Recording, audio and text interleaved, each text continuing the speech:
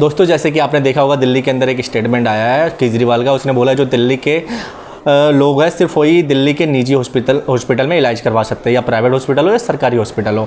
बाकी जो उत्तर प्रदेश, मध्य प्रदेश, हरियाणा या फिर कहीं के भी हो, तमिलनाडु, कर्नाटका, गुजरात, किसी भी स्टेट के बंदे हो, उसका इलाज दिल्ली के किसी भी हॉस्पिटल में नहीं होगा।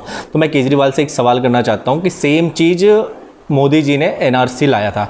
एनआरसी में उन्होंने बोला था जो इस देश का बंदा है सिर्फ उसी को टैक्स के पैसे खाने के अधिकार है, उसी को इस देश में रहने का अधिकार है।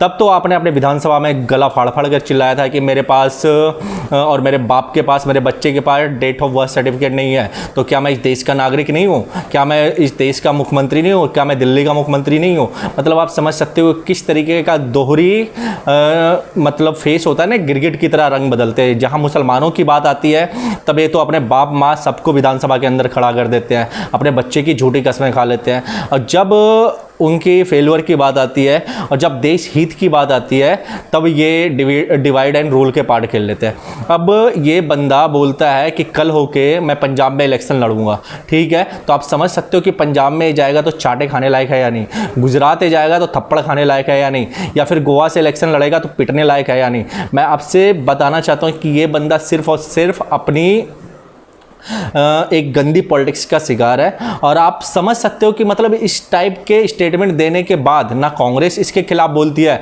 ना आरजेडी बोलता है, ना कोई और भी विपक्ष पार्टियां बोलती है, और सिर्फ सबके मुंह पे ताला लग जाते हैं। वहीं एनआरसी की बात आती है, जब देश में गद्दारों, जो गद्दार यहाँ पे 10 करोड़ जो गैर कानूनी रूप से हमारे देश के अंदर रह रहे हैं, उनको निकालने की बात आती है, तो ये सभी के सभी शाहीन बाग जाम करते हैं, जाफराबाद बंद करते हैं और पूरे देश में स्ट्राइक करते हैं। और राहुल गांधी रैलियां करता है, केजरीवाल रैलियां करता है, और भी आरजेडी के नेता रैलियां करते हैं।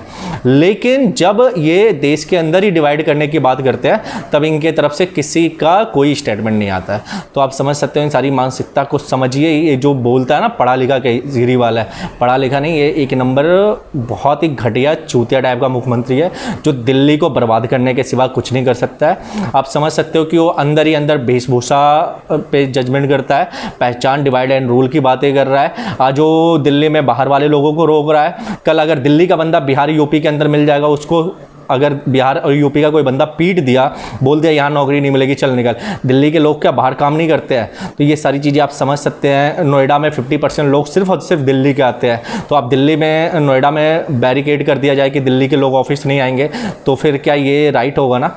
तो ये एक आप समझ सकते हो देश के अंदर आतंक फैलाने की बातें करता है और सिर्फ देश तोड़ने की बातें चल रही है। तो आप इस केजरीवाल को जवाब दे, जब तक आप लिखोगे नहीं, बोलोगे नहीं, ये सुधरेगा नहीं। जय हिंद, वंदे मातरम। इस तरीके के मुद्दे मैं आपके साथ लेके आता रहूँगा। जय हिंद।